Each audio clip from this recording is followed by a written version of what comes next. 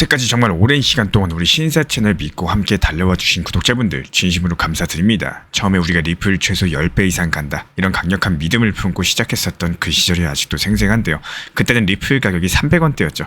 그때랑 비교했을 때 지금은 이미 15배 이상 상승을 했습니다. 하지만 여기 계신 우리 리플 홀더분들 그리고 신사 채널 가족분들 아직도 배가 고픈 것도 사실이에요. 왜냐면 우리는 리플은 아직 멀었다. 여기서 훨씬 더 갈 거다. 이런 확신을 갖고 있기 때문입니다. 그래서 이번 영상 통해서 이 말씀 꼭 드리고 싶었습니다. 지금까지의 상승은 그저 단순한 예고편일 뿐이라는 거. 진짜 본편은 이제부터 시작인 거고 앞으로도 우리 신사 채널 더 힘차게 더 깊이 있게 끝까지 함께 달려나가도록 하겠습니다. 실제로 우리 신사 채널 실시간 리플 커뮤니티 통해서 이번에 미리 정해둔 목표 타점을 4,550원 라인에서 목표가 수익 실현할 수가 있었고 여기에서의 핵심 포인트는 미리 사전에 예상 목표가를 걸어뒀었기 때문에 잠을 주무시는 분들도 잠을 자다가 매도가 되면서 수익 체결되셨죠. 여기서 눌림목 구간에서 다시 한번 분할 매수 타점 드렸고요.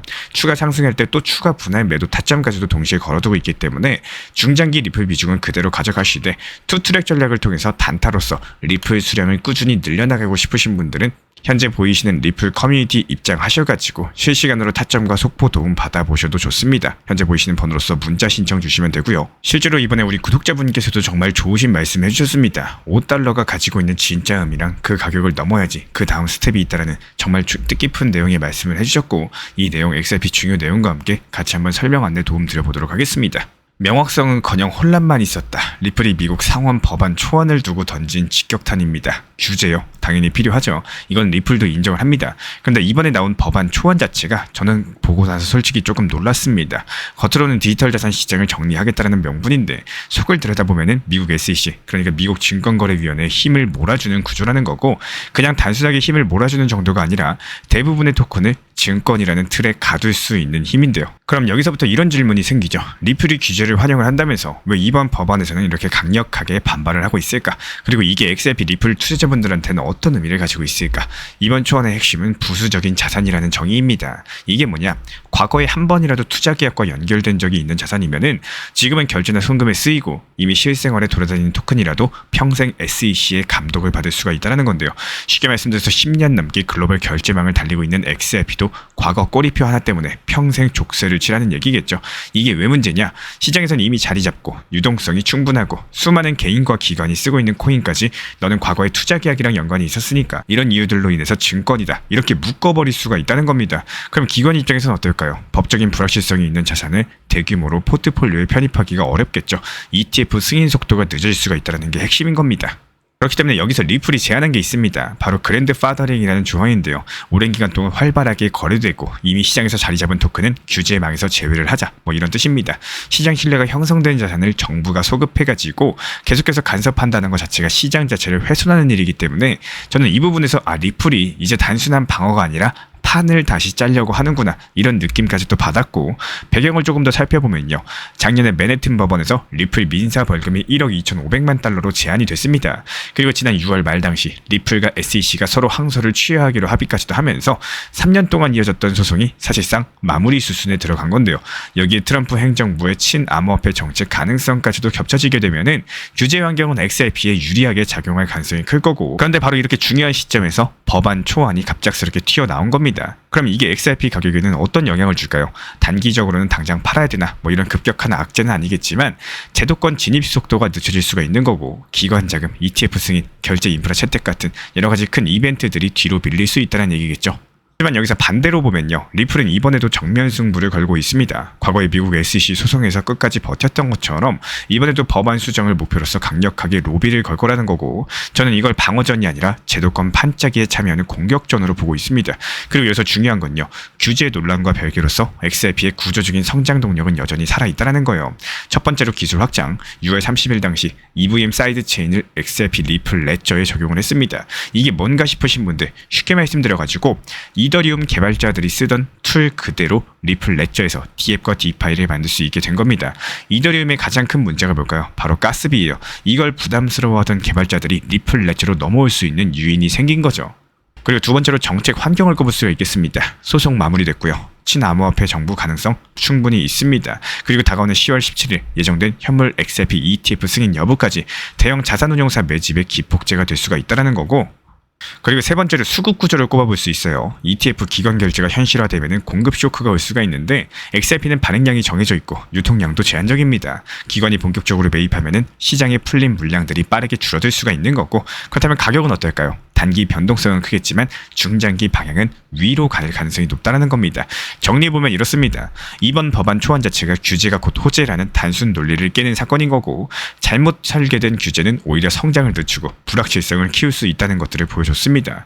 하지만 XRP 같은 경우는 기술, 정책, 수급까지 이 세 가지 측면에서 여전히 확장 중이라는 점 반드시 기억해 주시기 바라고요. 그래서 저는 이런 것들을 단기 시세 뉴스로 보지 않으셨으면 합니다. 규제가 수정되면서 명확성이 확보되는 순간 ETF, 기관 결제, 네트워크 확장까지도 한 방에 폭발이 가능한 거고, 그 시점에 지금의 가격 구간이 저점 기억으로 남을 수가 있다는 거겠죠. 마지막으로 저는 이렇게 생각을 합니다. 이건 단순하게 가격이 오르냐 떨어지냐 문제가 아니라요. XRP가 금융 인프라의 핵심 백엔드로서 자리를 잡느냐, 아니면 규제 족쇄에 묶여가지고 속도를 잃어버리느냐, 바로 그 갈림길에 서 있는 거고, 그 싸움은 지금도 진행 중에 있습니다. 그리고 현재 시장에서 눈에 띄는 건요, 나스닥 상장사 위미 홀로그램 클라우드 측의 움직임입니다. AR 증강현실 기술에 대해서 다루는 이 회사 측에서는 비트코인 관련된 증권 파생 상품과 단기 투자에 무려 2억 1천만 달러를 투입했다라고 언급을 남겼고, 단순하게 보유를 넘어가지고 파생 상품까지도 건드린다? 이거는 단기 시세 차익뿐만 아니라 구조적인 포트폴리오에 비트코인을 포함시키겠다, 이런 의미를 가지고 있겠죠. 특히나 이런 기술 기업의 대규모 진입 자체가 다른 IT나 미디어 기업들의 투자 심리를 자극할 가능성이 클 것으로 보여지고 있고요.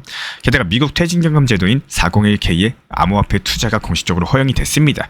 트럼프 대통령이 서명한 행정명령으로서 약 9천만 명 정도의 미국 근로자가 비트코인, 이더리움, 심지어 일부 알트코인들까지도 직접 투자할 수 있는 길이 열렸다는 거고, 미국 퇴직연금 시장 규모가 12조 5천억 달러에 달하는데요. 그중에 1%만 암호화폐에 들어온다라고 하더라도 최대 1250억 달러의 신규 자금이 유입이 가능합니다. 그리고 그중에 0.1%만 리플에 들어와도 125억 달러죠. 엄청난 돈입니다. ETF 승인대랑 비교를 하더라도 더욱더 큰 자금 이동이 일어날 수 있는 구조로서 중장기적인 매수 압력을 만드는 강력한 호재로 보여지고 있습니다. 그리고 리플 XRP뿐만 아니라 이더리움 쪽 소식도 상당히 뜨겁습니다. 나스닥 상장사 샤프링크 게이밍 측에서 2억 달러를 조달해가지고 전액 이더리움 매입에 나섰고 1만 1천 개 정도의 이더리움을 추가적으로 매수를 했습니다. 이것뿐만 아니라 주요 거래소의 이더리움 보유량이 1880만 개로서 지난 2016년 이후에 최저치를 기록을 했는데요. 여기서 공급이 줄어들면 수요가 유지되거나 늘어날 경우에 가격은 자연스럽게 압력을 받기 때문에 이런 것들이 단기 변동성과 상관없이 중장기 강세로 이어질 수 있는 환경이다, 이렇게 보여지고 있고요. 그리고 스테이블코인 발행사 테더 측에서는 스페인 암호화폐 거래소 비트투미 지분 일부를 3천만 유로에 인수했습니다. 단순한 투자 이상의 의미를 가지고 있는데요. 유럽 내부 규제 환경 변화에 대비해가지고 현지 거래 인프라를 확보를 하고 영향력을 넓히고자 하는 전략으로 보여지고 있고요. 테더가 직접적으로 거래소 지분을 확보한다는 것은 테더 활용도를 높이고 결제 송금 영역에서 입지를 강화하겠다는 의도로 볼 수가 있겠죠. 현재 종합적으로 봤을 때 제도 변화, 기관 매수 확대, 법적인 불확실성 해소, 이 세 가지 핵심 축이 동시에 움직인 날입니다. 이런 날은 단순한 뉴스 소비를 넘어가지고요. 앞으로 3개월에서 1년 정도 시장의 큰 물줄기를 그려보기에 좋은 시점이다라는 거예요. 단기적인 가격이 흔들리더라도 자금 흐름 같은 여러 가지 제도 변화 자체가 한번 방향이 잡히면 쉽게 꺾이지 않는다는 점 반드시 기억해 주시기 바라고요. 이제 5달러가 가지고 있는 의미는 그냥 단순한 5달러가 아닙니다. 5달러를 넘어서야지 그 다음 도약도 가능한 거 아니겠냐, 이런 말씀을 해주신 우리 구독자분이 계셨는데 저는 이게 정말로 핵심이라고 생각을 합니다. XRP 5달러부터 뚫어야지 8달러, 10달러까지도 노려볼 수가 있는 거겠죠. 이거는 자연스러운 시장의 순서입니다. 하지만 투자 시장에서는 대부분의 개인분들께서 욕심이라는 악재를 스스로 품고 있기 때문에 소송이 어떻게 끝날지, 트럼프가 무슨 발언을 할지 이런 것들이 우리가 컨트롤할 수 없는 외부 악재인 겁니다. 그런데 제가 보기에는 가장 무서운 악재는 밖에 있는 게 아니라 바로 우리 마음속에 있는 욕심입니다. 이건 누가 봐도 대신 컨트롤해줄 수가 없는 거고 내가 바꾸려고 해도 잘 안 바뀌는 거의 고질병과도 같은 악재겠죠. 제가 왜 이런 얘기를 드리냐, 예전에 XRP가 1달러도 안 하던 시절이 있었습니다. 700원, 800원일 때 리또 속이다, 리플 끝났다, 코인 시장 끝났다, 이런 말들 정말 많았습니다. 그 시기에는 매수를 안 하다가 결국에 큰 상승 랠리가 시작되고 나서야 4,000원대부터 XRP 매수하신 분들 정말 많이 계시는데요. 제가 절대 매수가가 높고 최근에 들어오신 게 잘못됐다라고 말하는 건 아닙니다. 다만 매수가가 높다라고 해서 매도가도 같이 높아져서는 안 된다라는 거고, 전에도 말씀을 드렸었지만요. 매도하고 싶은 가격은 가슴속에 묻어두시되 때문에 매도해야 되는 가격은 현실적으로 움직이셔야지 이 시장 자체가 재밌어지실 겁니다. 불과 1년에서 2년 전만 해도 비트코인이 1억 간다, 10만 달러 간다 그러면 욕먹는 분위기였죠. 그 보이지도 않는 가상화폐가 무슨 1억이냐, 헛소리 하지 마라, 뭐 이런 반응들이었습니다. 그런데 지금 비트코인은 얼마죠? 1억을 훌쩍 넘어서 1억 6천만 원이죠. 저도 그런 얘기했다가 비웃음 산 적이 있었습니다. 내가 여기서 한 발짝 더 나가서 지금은 어떨까요? 비트코인 만약에 1억까지 떨어지면 풀 매수하겠다고 말하는 사람이 너무 많습니다. XRP도 마찬가지요. 불과 12년 전 700원, 800원 할 때 전고점 4,900원 회복할 거다. 이런 얘기하면은 쓸데없는 소리 말고 1달러나 돌파하는 거 말해라. 이런 반응이 대부분이었습니다. 하지만 결국에 전고점이 다시 왔죠. 지금은 소송까지도 종료가 됐습니다. 여기서 만족 못하시는 분들 많이 계실 텐데 그때랑은 다르게 너무 일찍 매도했거나 평균 단가가 높아서 수익 체감이 약하기 때문인 거예요. 결국에 이 시장 자체가 이렇게 반복이 됩니다. 그래서 나만의 루틴과 원칙 매매 습관을 반드시 만들 줄 아셔야 되는 거고 그래야지만 중장기적으로 효율적인 매매가 가능하실 겁니다. 절대로 잊어버리지 마시고 반드시 원칙을 지킨 투자 꾸준히 이어나가시길 바라겠습니다. 이번에도 리플 4,850원에 매도하면서 눌림목 4,150원 구간에서 다시 매수 완료했습니다. 근데 여기서 중요한 건요. 우리 신사 채널에서는 리플 코인 한 개만 보는 게 아니라는 거예요. 리플은 일정 비중만 유지하시되 사고 팔고 반복하면서 투트랙 전략을 통해 가지고 알트코인들도 같이 병행을 하고 있습니다. 이번에도 도지코인 276원에 잡아가지고 370원에 익절 완료했고요. 다시 한번 눌림에서 타점 진입했었죠. 이런 식으로 다른 알트들 타점 잡고 단타 돌리는 중인데 지금 수익 흐름 자체가 아주 잘 나와주고 있다는 거예요. 그래서 지금은 리플 전용 타점방 그리고 알트 전용 단타방 인공지능 GPT AI 타점방까지 총 3개 방을 운영 중에 있는 거고 셋 중에 원하시는 쪽으로 입장 도움 드리거나요 3개 방 모두 다 입장을 도움 드리고 있기 때문에 현재 보이시는 번호로서 문자 한 통 주시면은 조용하게 빠르게 입장 도움 드리도록 하겠습니다. 여기서 진짜로 중요한 건요. 타점은 계속 시장에 집중하고 기다릴 줄 아는 사람들에게만 보인다는 겁니다. 우리 신사 채널 구독자분들은 단순하게 영상 보시면서 구독과 좋아요만 눌러주시면요. 시장 모니터링은 제가 직접 하겠습니다.